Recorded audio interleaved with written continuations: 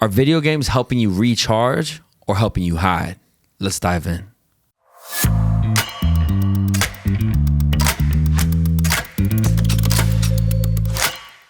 What's up, guys? Welcome back to the Patros Podcast. My name is Alan. This is Jeff, and we are chasing healthy masculinity here at the Patros Podcast. So if you're listening, it's because you most likely want to grow spiritually, be anchored in brotherhood, and learn how to put your faith into action. And today, we're going to be talking about if video games are helping you either grow spiritually by recharging, or if they're helping you hide and not grow spiritually at all. Jeff, are we gamers? This is a fascinating topic. I in one way I don't feel qualified to talk about it because I think when video games started getting really good is when I started having to be an adult. Oh, true. You see what I'm saying? So you're saying gamers aren't adults? I'm playing. Maybe. No, I'm just playing. I'm playing. No, but you know what I mean? I had to invest my time spending in a summer with your friends playing video games for 8 hours a day. Correct. Yeah. And also maybe my personality isn't quite as drawn to it because I'm athletic, right? Like, so if I was going to spend my time doing something, it's usually at the gym or playing basketball or whatever. Yeah. So, but that doesn't I'm fascinated though by gaming culture. Dude, and doing some of the research on just the stats around gaming right now, bro, it's wild. I want to see the stats. It's wild. Well, like just some of the things. Is that I, and then tell me what you saw. The global gaming industry is the largest entertainment sector, generating more revenue than movie, TV streaming, and music combined. Yeah. Bro. Yeah. I was blown away. I'm like, At the that finances? many people are gaming? Yeah.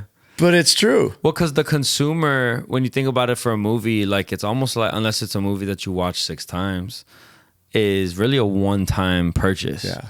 But with gaming, it can turn into this. I mean, it's a world. Yeah. They're not creating a video game. They're creating a world. Yeah. And then you're entering that world. Yeah. And it's not, and we're going to get into this, Yeah. but it's not, when you watch a movie, you control nothing. You're just taking it in. And one of the things that I, saw was very prevalent in the reasons why people game is the idea of autonomy. That I can create my own reality, everything. Yeah. And I do that through gaming. So that made a lot of sense to me. There's some super interesting theological things to unpack, but a couple of other things about gaming. So this is a 22 stat, so it's gone up, but $347 billion were generating revenue in the gaming industry in comparison to cinema, which is 80 billion, TV streaming 108 billion, and recorded music 50 billion. Like, it's not even close. No. And I just that was so crazy to me. You're like, Asher, start gaming. And the funny thing is, like my son does not play video games. And part of it is it doesn't come natural to him. So like, here's a cool thing. So my wife, when I was in Africa, she purchased a bunch of like patio stuff, kind of cheap stuff, but it looks nice. And so he put it all together and my wife's like, put it all together. Like, yeah, she saw the instructions, like where he's like, oh yeah, I don't, those are dumb. He intuitively, such a guy's guy. He intuitively can look at the pieces and the parts and kind of go, oh yeah, this goes here. I screwed this in here, whatever. But when it comes to video games, he is not. There's no that connection at all. there, dude. I think I did share this. We purchased a PS5. No, I was about to ask if you've gotten a PS5 yet. So we in COVID, we went and bought like an old, I don't know, an old PlayStation or whatever. And so there's a couple of games, and that was just kind of get through COVID. And the kids played it a little bit. Since then, like the only thing they've ever played is Mario Kart with like what are the ones? The Switch? Yeah. Is it the one? The Switch. Yeah. That's all that they've ever had in our house. And they don't play it that often. And once, COVID was over, they kind of stopped playing it. And so I'm like, bro, we used to play NBA 2K or whatever, like in the dorms or Madden. So like, you need to know how to play. Yeah. Video games with your friends. So we got in the hasn't touched it. No way. He tried to. He's like, Dad, I don't know. It's just not my thing. It's so crazy. Interesting. It's so crazy. Yeah. And so like part of me is like, okay, naturally You're like the opposite. You're a parent trying to like pressure the kid into I'm playing like video pressuring games. him to play video game. That's why I'm like, I don't know if I'm the most helpful person to lead this conversation. I'm trying to get my kid addicted to something, you know. But I Clip that. So I don't know if it's because he has healthy outlets that we've provided for him. Yeah. That's probably part of it. And they're meeting the need that video games meet That's for it. other kids. That's what I'm saying. Yeah. Is that the reason, or is it because he naturally doesn't have a propensity for it because he's not very good at it? Like eye-hand coordination, a little bit of a struggle for him. Okay. That's why I got it for And him. it develops that, yeah. I wanted him to develop some of his eye-hand coordination. I told him this is going to help you in football. And reaction time. Yeah, too. like to be able to do some of that stuff. So, but he's just not. So I don't know. You know, trying to unpack what that looks like. Yeah. Well, what would you say, like, for the average person watching then, for the adult man? So the whole world is obviously enjoying video games. Yep. It's a industry in itself. There's Most 3.6 billion active gamers in the world. or active accounts, Yeah. maybe. Well, active gamers, but accounts. wild. Even if a couple of people have a couple accounts, think about that. That's a lot of There's only people. like 7-8 billion people in the world. That's a lot That's of people. almost half. Like 40% of the world has a gaming account. That's insane, especially when you're not a gamer. Then Like, you're what- like, am I not Like, normal? I'm like, what is wrong with me? So, Yeah. like, and I'm thinking, like, I just got back from Africa, as you know, and Yeah, I'm yeah, thinking, like, there's a whole lot of people there that don't have gaming accounts. You know what I'm saying? Like, I ran into them. They're in a village. They didn't have a gaming account. Yeah. Maybe That's they why- do. that's though. why I'm like, where maybe are- they do have a gaming account, and I just Well, if didn't you know have about it. internet, you can get an account. Yeah, Depending you on need- how fast your internet You is. need a phone. Yeah, right. yeah.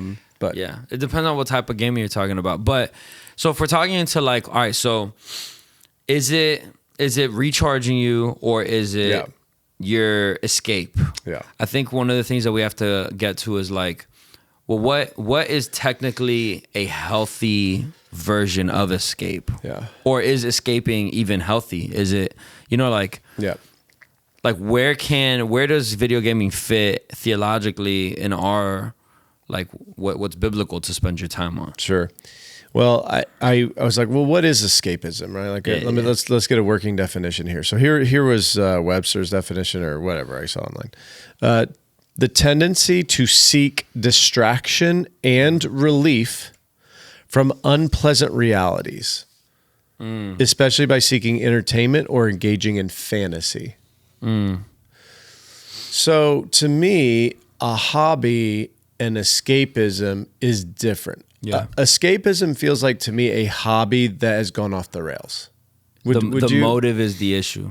Yeah. The motive of this hobby is the problem. Yeah. Like golf can be escapism. Golf If you can were be golfing escapism. to get away from your responsibilities, that is a Right. problem. Right. But if you're golfing to recharge, Right. yeah. So like recharging, the initial question that we ask, is it helping you recharge or helping you hide? What was interesting to me about this definition, I'd love your take on this, is engaging in fantasy. So I started thinking about that, right? Like the ultimate fantasy for a lot of men is sexual fantasy. And that's why pornography is so dangerous. We haven't we should really do something on that. It's very similar to this. That's an extremely lucrative business too. Also Yeah. a lot of money there. But the point is that you're creating something, you're creating a different world. And so in gaming, you brought it up earlier, you're creating a different world to live in, to move in, to be entertained by. So what I'm trying to figure out is, where is the line between something? Is it okay for me to escape like that? Like, is it okay for me to engage in fantasy? Because fantasy is using your imagination. It's creativity. Like, think about Walt Disney, right? Like what he has created was essentially a form of fantasy. Yeah. So what if there was a world like this? Yeah. Right. And it's a crazy world. Like, so, you know what I'm saying? Like, Yeah, and I think where the issue comes with fantasy is when fantasy becomes more attractive to you than reality, to the point where you try to blur the lines of reality and fantasy. yeah. So like there's conventions about this where people are literally trying to, your identity is no longer fully human. Yeah. And you want to engage in the world where like humans don't have to always be humans. You can be a dog and play being a dog. Now, there's one thing for like play. I don't know that it just gets into some weird stuff. That's what I'm saying. Because pretend, we like our children play pretend naturally. Yeah. And then they grow up. Yeah. And a part of you says, man, like right now, like I wish I could be more. That's why dads are good for kids, because we engage playful. in play more. Yeah. We're playful. And that imaginative streak kind of, I think, stays with us a little bit, and we can get into it. And I can get down on all fours and growl like a dog, or moo like a cow. With Bro, that's a crazy image. Sorry. Maybe not have been the best way to frame that up. Just barking. I'm just like in my brain right now. I just saw you by the pool with Asher and Jolie barking. My daughter likes to be a cat. Yeah. And she goes all around the house on all fours like being a cat. And I am usually saying, "Why are you being a cat again today?" Pick a different animal. Come on. Let's be a dinosaur. The dinosaur. A gorilla. Like Create an animal, maybe. Yeah, an imaginary one. A unicorn. Yeah. But so is that inherently wrong for my daughter to do that? I don't think so. No. Like imagination and creativity, I think, look about the garden. What did God say? First job to Adam. Yeah, it was literally name these the animals. That takes creativity. That takes a whole bunch of creativity. Look at music, look at art, look at all the things that God has given us. We have creativity when we come up with games that we play. Hey, why don't we do this? Kyle Loomis? You know Kyle? He just hit me up. Yeah. Kyle has created a game. He just told me about this. Did he tell you about the game Jingle Ball? He told me about today. Oh, yeah. It's so fun. Yeah. And all you need is a trash can and a like a volleyball kind of. And it's fun. It's like a combination of basketball and dodgeball, and it's a lot of fun. We played at the camping trip. But that took creativity, so it's like there is a I think a God ordained or at least a God inspired pathway to fantasy. Yeah. And it's when those lines get blurred. Yeah. Like, or when idolatry is really what happens, right? Is that fantasy is so much more, and not that fantasy is wrong. It's not wrong to say, man, I wish that this was real. Like, I wish the moon turned pink every now and then. You know, that'd be so cool. But it's when it's like, no, now I know better than God. Or now these things, like, I want to be a human, so I want to be a dog, so I'm going to start getting plastic surgery. Or like, people go that far. Yeah, correct. So like the slope, and this is where, I mean, we had a conversation with Jake recently when we were going over this about, and he said something really good about like self-policing is something that's very necessary in this thing, is like knowing yourself and knowing, all right, do I have a tendency to go that far? Yeah. And so I need to, I think that's where we... And self-control, like God has really been, in my thoughts recently and in my devotional life about self-control. Yeah. Because, and this is, I think, a really good verse, but in 1 Corinthians 6. Yeah. Let me see. 6:12. 6:12. It says... he's talking about that. There's such a crossover here with pornography, I think, like, or really anything. Because the root issue is the human heart. Yeah, and when you're trying to escape reality or create a reality that is exciting or different, or really, it's I get to be God for a little bit.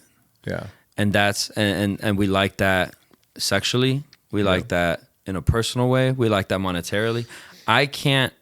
I feel like I can't go make a lot of money, but in this video game, I could make a lot of money. Yeah, I can. Because the barrier to entry to a lot of money is a lot different. If I fail 30 times, I'm not actually homeless. Yeah.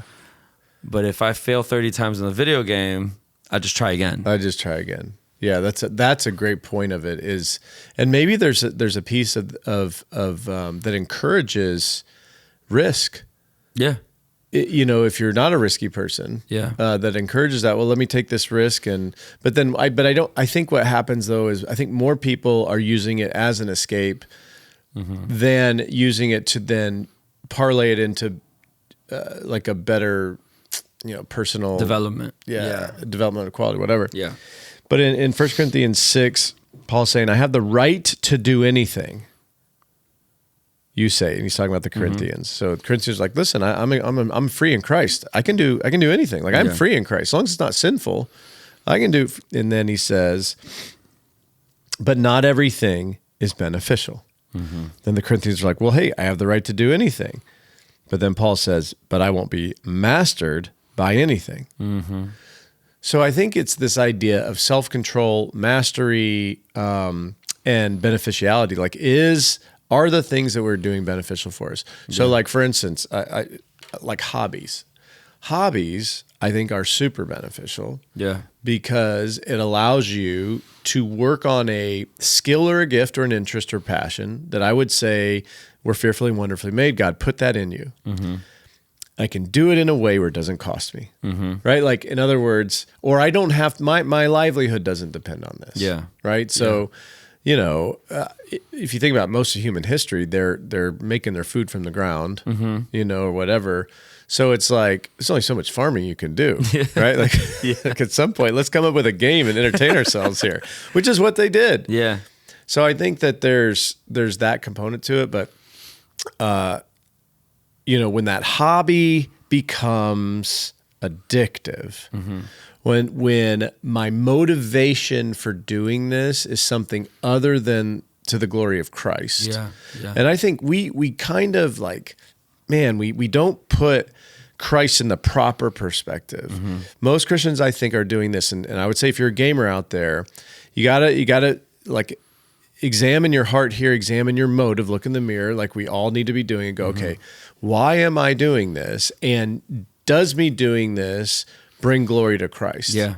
Whether it's, you know, I'm doing it for a couple hours That's the question. a week or, you know, several hours a day, I got to ask myself. 1 Corinthians 10:31. Yeah. Whether you eat, drink, or whatsoever you do, do all to the glory of God. And I think that's the question that you always have to ask yourself, is everything has to filter through.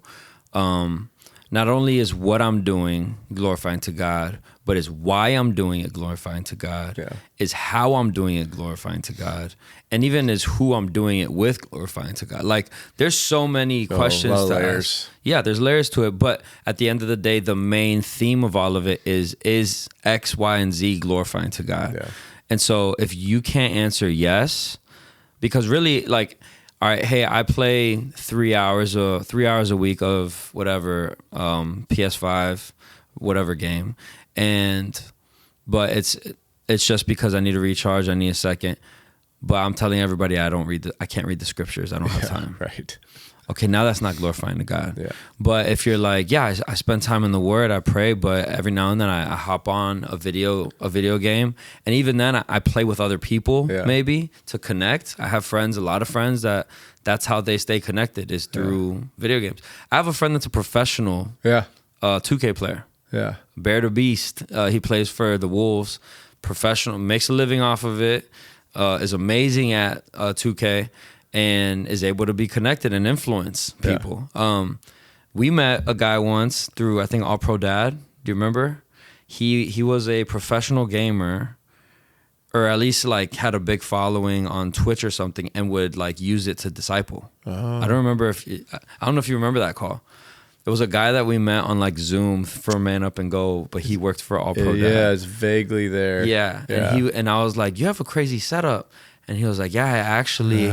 A lot of young people follow me to like see the tips and tricks that I have, and then I use it as a vehicle towards the gospel. Wild. See, that's intentionality. Exactly, and that's what we're talking about. For me, I'm really trying to. I look at it and go, well, what are areas where potentially I could escape? Because essentially what we're talking about today is escapism. Yeah. Now, video game culture is so intensely popular that I think it resonates with a lot of folks. Yeah. But for me, I'm trying to relate it to, are there things that I escape to, or are there hobbies that I have that help me recharge? Because that idea of recharging, there is a Sabbath for a reason. Yeah. Right. There is the principle of rest. And so does playing video games give you rest in some capacity? If it does, then I would argue, man, keep on, right? But is it where you go to rest before you go to the feet of Jesus? Correct. Is the question. Correct. And that's with everything. Is a meal what you run to before Jesus? Is anything like your Taking your the place first, of. yeah. Your first like love in a sense should be Jesus. Yeah, it's the whole idea that Jesus should be at the center of everything, right? Jesus is not first on our list, and then all these other things. Jesus should be the center of our lives, from which everything else emanates. Yeah. I think those are two different word pictures, but if you can get it in your mind, wait a second, do I have Jesus in a list somewhere? Because if he's first on the list, I could kind of take him and put him fifth on the list. Yeah. Right? Like I could put him wherever. But is he at the center? But if he's at the center, You can worship him through how you play everything. video games. That's what I'm saying. How you play basketball, how you play football. Yeah. everything comes from that. Yeah. That's good. So, like, why video games are so appealing to men? I was listening to a guy, and he talks about this self-determination theory, and it's one of those psychological theories, about human behavior, and essentially three things. One, I'll say them three, and then we'll maybe just briefly talk about them. Yeah. One is autonomy, two is competence, and three is what he calls relatedness. So number one, autonomy. And I think this might be the biggest one, which is I can do what I can control, I can dominate, I can create. Some of y'all can't though. Let's be honest. Not find- everybody's a good gamer. They find a different game. Is what they do. You just play with your little cousin so you can dominate. That I would say maybe find a new hobby. So, but that autonomy, right? Yeah. Like I can create my own world. And so I was thinking, what would be the biblical parallel? And I think the biblical parallel is personal responsibility. So like autonomy is not a bad thing. God has created us each individually. Yeah. And the scripture says you got to carry your own load. Yeah. If you don't work, you don't eat. Yeah. Right. So there's the idea of personal responsibility and accountability in the scriptures, right? So from an autonomous standpoint, I would say that's probably healthy. Yeah. But I don't know that everybody looks at it that way. I think the tendency could be my boss isn't going to tell me what to do. My wife isn't going to tell me what to do. My kids aren't screaming. Like I can do what I want. It could be very selfish. Well, we always, as humans, we want to be like an either or all the time. Yeah. We're like, which one? Are we all individuals and I live in America and I'm just an individual? Or is it also I'm communal and I live in the East? Yeah. And it's like both. How can it be both? It's actually both. See, now you're picking up my moderation. Yeah. That's my next book is going to be whatever happened to moderation. I literally think moderation solves most of our problems. You're like, enough is enough. Enough is enough. Just live in moderation. What are we talking about? So second thing is competence. So when self-determination theory, like I am determining for myself what my world is. Video games bring about like a confidence and a competency, right? So to your point, because the thing about video games is you go into that world and you're constantly progressing towards something. Yeah. They build it that way. Right? Yeah. So that you're unlocking new features. You try something 7 times, it doesn't, on the 8th time I get up. So there is a little bit of like determination and grit to like get to the next level and persevere. So you become good at something. It's really how people honestly kind of wish life was, is like, give me a clear path to get to X, Y, and Z. Yeah. And maybe I'd get there. Yeah. And it's like, but it's not always clear. Life doesn't do that. It's like, what do I do with my life? Well, I don't know. Like, whereas on a game, someone it's give like, me a path. On a game, it's like, go to this desk and ask this guy and he'll tell you where the gem is. Yeah. You're like, okay. The gem is. But I thought, what's the biblical equivalency of competency? And I think you mentioned earlier, like, working it with all my might. Whatever I do as unto the Lord. So like, we should be good at what we do. If we put our hand to something, I don't think there's some badge of honor for being mediocre at it. Do you know what I mean? Like if we're going to do something, try to be good at it. Now you don't place your identity in it. Yeah. And if you fail, that it should be teaching you that, hey, my worth and value is not my success ratio here at this, how many 3-pointers I make in 2K or whatever. But I want to get good at this because it shows mastery, it shows development, it shows growth. And I think God wants us, whatever you do it as unto the Lord. Why would he want you to be a mediocre gamer? Yeah. Right? And if it is just you're trying your best, then you find something new. Yeah. Or you just, because what? Or if you're getting the best out of yourself. Yeah. Like if you play, because I love Smash Bros. like, and I'm not the best. Like I have cousins that will whoop anybody at Smash Bros. But when I play, I'm like, this is enjoyable. Yeah. Like I don't play often. So Yeah. if I play, it's not because I'm good. It's just because everybody's playing and I just jumped in. But my success in it is that it's a type of game that is like, we can enjoy it. But then part of me is like, maybe I should play because I want to get better at I want to this. get better. Yeah. But you brought up the third point of the self-determination theory, which is relatedness. And ultimately, this is brotherhood. We talk about being anchored in brotherhood. Yeah. And I listened to a TED Talk of this gal, and this was within the last 12 months, she gave this talk. And her point was that video gaming and online gaming will save the world. She literally used those words. And I don't think she was being dramatic. I think she really believes that. She's been in this space. She was there in 96 when they had like 1 million users at EA. Wow. And now there's 700 million. And she's still there. Because of job creation, because of It does so mental much. health. But yeah, so her point was she kept citing statistics on loneliness. Yeah. That Yeah. people are lonely and gaming brings people together. And so there's a relatedness there that and you just said it. You're like, hey, everybody was playing, so I'm like, all right, I'm gonna hop in. why not? Yeah. But was your motivation to be good at that game? No, your motivation was Connectedness. I'm connecting. I'm Yeah. relating to these other people. They like this thing.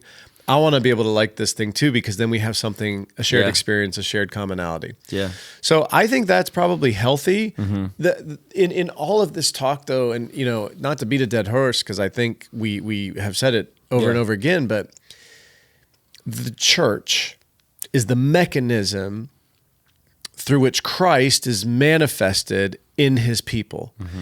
And a lot of this idea of loneliness, being competent at something, and even like autonomy, like creating something, I can get that in my local church. You know what I mean?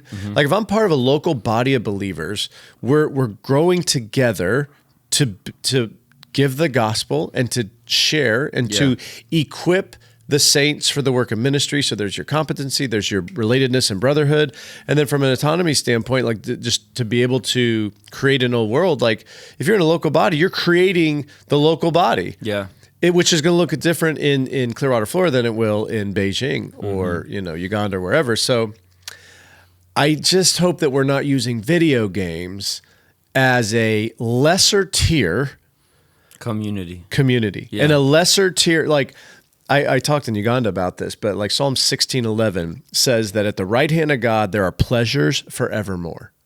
Like God has pleasures that are way beyond, oh God, I'm just so convicted. Even he has pleasures that are way beyond everything that we pursue in this life. And that in him, we are completely satisfied. And that there's levels of satisfaction. I was going. I was about to George Bush like that. I was going to create my own word. Satisfactoriness. There are levels of satisfactoriness when it comes to Jesus that are like, we haven't even hit those levels. And that's if you think about it from a gaming perspective, there are unlocked levels that we haven't even got to yet with God because we're not taking the time to pursue him. And we're settling for the old, like C.S. Lewis Society, mud pies in the backyard when a holiday at the sea is awaiting us. We're settling for lesser than we should be. And that's I think my major concern when I hear the self-determination theory. I get it. I get why gaming does all these things, and like in moderation, I'm not opposed to it. Yeah. But are we settling for something? Yeah. And I think that this is where the anchored in brotherhood concept is so important, is because the people around you can identify that in you. Like the video game community, I think, has helped people be able to stay connected to friends or meet new friends. But the question is like, do those people, how do they know you? Do they know a version of you that isn't fully you? And at the end of the day, like if you're a biblical man and you're part of a local body of believers, but you're also finding community there, and it's not missional, it's not for the sake of the name of Christ, and it's not for your development or just, it's just an escape. Like I think it's something that we always have to submit to the scriptures and submit to the local body is, hey, do you think that this is impacting me in a certain way? Because the stats are the stats. Like when I was looking up, I was trying to look for negative stats because I've always felt I'm low key the type of person that would become addicted to video games. That's why I had to stop playing, is because I spent all nighters playing video games when I was a teenager. Really? And I was like, and then I got saved. And First Corinthians 10:31 is exactly why I couldn't do it, was because I knew that idolatry is very easy for me when it comes to certain things. And so I had to say, okay, for me, this thing is lawful. It is okay to do, but it's not beneficial. Yeah. And so I cannot do this thing. Whereas playing a sport, going outside, touching grass, getting the sun, like there's activities that are beneficial for my health, for my mental health, and for community that I know are not going to be as addicting, but they're going to be better for my flourishing. Yeah. So I think for us and for all of us as men, especially if we want to be biblical men, it's that. Yeah. It's that we are identifying those things about ourselves, but then we are also, to your point, is that the church is God's design. Like that's God wants the church to be our place of community at the end of the day. Yeah. So real quick, as we wrap up here, a couple of signs. Hey, maybe this is becoming a problem. It's not a problem. I can stop any day. So I guess I would just ask you to be honest with yourself about this. It's not that video games are bad. I'm not telling you to stop, but it may be, and you need to maybe take a break, take a fast, like just make sure. So real quickly, red flags, you're avoiding responsibilities, right? Like whatever those are. It could be spiritual responsibilities. If you're putting video games above your relationship with God, that's first and foremost. Yeah. Right? Yeah. 2, you're emotionally dependent on gaming to feel okay. Like if you find that there's an emotional attachment that when you don't do it, you're empty, you're depressed, whatever, guess what? You're like, you need an escape from your escapism. We've got to cut that off. We've got to fast from that thing because our emotions should not be dependent on anything other than Jesus, right? So that's a big one. 3, you're more alive in game than in real life. A fantasy. That's fantasy. That to me is, you talked about blurred lines earlier. Yeah. And that's where I think it's, right? Yeah. The blurriness. I feel better with it. Honestly, a lot of people know like the Sims games, right? Yeah. If somebody's like, I feel more alive because this Sims player girl understands me and my wife doesn't. Yeah. Like my dog, get rid of it. Yeah. Get off. Like this is bad. That's not where you need to be. Yeah. All right. Number 4, you get defensive when it's questioned. So like, even just listening to us, if you're getting defensive, if you're kind of like, they don't understand, or whatever the case is, I do actually get that. That's what we do. We get defensive when someone challenges us. And that's also, we're not even telling you to stop playing video games just because video games are bad. It's if you're not interacting with them in a godly way. Correct. So I think again, like you only right where you're at, because for some people they can play 5 hours a week and it's an idol. For some people they can play 5 hours a week and it's not an idol, and that's where the lines are blurry. They have self-control. Correct. Yeah. But that's what they choose to do. That's their hobby, and it doesn't affect family, work, spiritual responsibilities. I'm not emotionally dependent, et cetera. Yeah. And then the last one is like if it's affecting your sleep. Yeah. If you're pulling all-nighters, if you're showing up to work groggy, guess what? Now you're not being the best worker you're supposed to be, and that's God honors that. So He wants us to do that. And I'd add to that, like, and if your wife or your kids or the people that depend on you to be the spiritual leader in the home are saying, "Hey, I don't like that you're playing right now," or "I don't like who you become when you play," like you might think you got it. But sometimes it's okay to die to self because the scriptures call us to that. So if even if you don't, maybe you do have it under control, all these things, and your wife just is uncomfortable with it, like, and you're not willing to let go because that being right or your video games matter to you more than your relationship with your spouse, then you do have a problem. You have a pride issue. Yeah, that's right.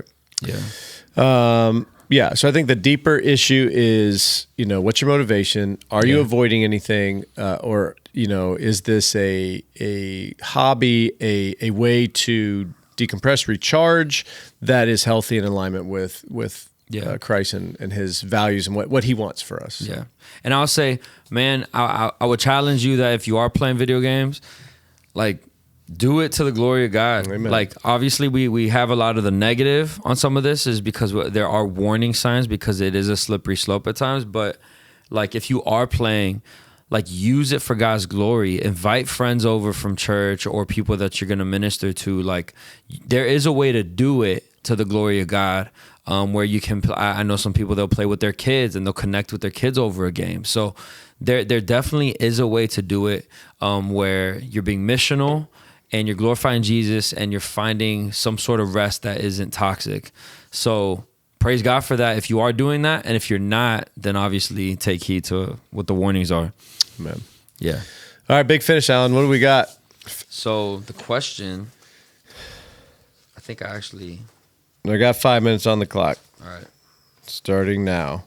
For those who don't know, while he's looking for the question, our Big Finish is Everybody knows the rules. We're given a question to answer. It can be about anything. Sometimes it pertains to the show. Sometimes it doesn't. So This one does. what do we pertain got? to it. Jeff and Alan, what's your favorite video game? Ooh. And were you ever big into gaming? I think we already know your answer. Okay, so first of all, grew up in the 80s and 90s, right? So I'll date myself. I'm not. I just looked up Madden. ashamed. Madden. I didn't know Madden came out 88. Madden has been around. That's crazy. So we played Madden and 2K. Like, as I got into high school and college, those are the things I remember playing, Madden and 2K. But for those of you who are gaming in the 80s, It was very different. late 80s and early 90s, Little I'm gonna blocks. throw out some names for you. So we had Super Mario Brothers, which was awesome, and we played all the time. Zelda. I heard you say you played Zelda, right? I love Zelda. Okay, so you played Zelda. Duck Hunt and Excitebike. Now, for those who grew up, you're going to be, like a oh my shooting gosh, I game? haven't thought about Duck Hunt. Yeah, it's a shooting game. And they gave you a little gun and you plugged it into the Nintendo and, you're trying to kill ducks. That was the novelty, right? Like, it's the only gun my mom was letting me have at the time. Donkey Kong was a big one. Donkey Kong was fun. Tecmo Bowl was that? like a 2v2 and it had like the Chicago Bears but it didn't nobody's names, right? So like Detroit and Chicago and like they would have the Rams. So Rams had Eric Dickerson, the Bears had Walter Payton, and anyway, so they had these really great running backs, but they didn't name them. And they were just like, it was no 3D. It was just from a left to right, flat kind of. But if you had those guys, they had the biggest speed. So you wanted to be those teams. It was like a 2v2 like football game. It was terrible. But man, I grew up on it. And then the last one I want to mention is, because I hadn't thought about this one in forever, is Mike Tyson's Punch-Out. Oh my gosh. That may have been my favorite game. What, it was just It was a boxing this game where a guy came up. Like, I remember having to fight Butterbean, or you could choose your character, and then there was all these different guys that you had to Was fight. it like Mortal Kombat? Like it was like 1v1? 1v1. It was like Mortal Kombat, But with boxers. but with boxers. Oh, Okay. I love that. Oh, last thing. I just thought of this. Contra. Did you ever play Contra? Mm-mm. Okay, this is so funny because I remember this. And What it's been console was that on? 40 years. Gosh, it had to be Nintendo, I think. But there was, it was, because there was a cheat code. Up, down, left, right, Bro, you knew BA this? select start. That's crazy that you still know that. You could get 30 lives. That's what I'm saying. 40 years later, I didn't have to look that up. That's I was just crazy. thinking in my mind, Contra, oh yeah, up, down, left, right, BA select start, and I get 30 lives. That's crazy. That's crazy that you remember a cheat The things code. I remember a cheat code. What about you? All right. What was your stuff? Bro, I honestly did because I didn't. I grew up broke, bro. Like I legit didn't have a console really, unless my cousin did. Yeah. Or cousins. All of them all had consoles at their houses. I remember one time I did get a GameCube, and I got the video game that came with the GameCube, and so I never played it. That's a start. Well, I didn't have anything to play, so I'd either play on the computer or they'd bring a game over. I'd play. So I literally played with my cousins played because they had like thousands of dollars worth of games. So it was legit all over the place. Like we played Sonic. Sonic was fun. We would Sonic do was fun. I remember Sonic. We would do, because there's this is a stupid part, but there was like these things called chows, and you would like hatch it, and then you turn it into an athlete. Yeah. Like you can turn it and have it do like Olympic racing. You could do, so you can like create, but as you're playing a game, you're affecting. So it was like low key a little bit like parenting. Yeah. Which may be like weird. But I was just enjoying, like, all right, when I'm playing the game, I'm looking for these things that create this thing into like a swimmer. It was stupid, but I got addicted to it because me and my cousins were like, we're going to make this thing the best thing you've ever seen. Zelda was dope because it's a world. Yeah. There's this thing called Little Big Planet. That was fun. It was so random. Digimon. Oh, yeah, I don't know these. Yeah, Digimon was one of them.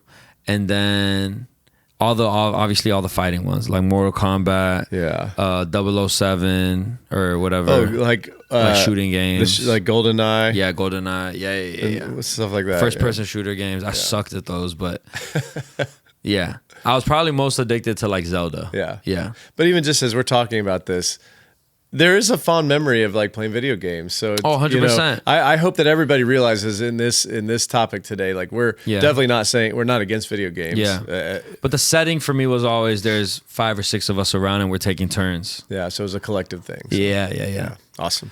All right. Much love to you guys. Thank you so much for joining us on this episode of the Patros Podcast. If you shouldn't be playing video games, stop playing them. And if you're doing them right, keep it going. God bless you, and we'll see you on the next one.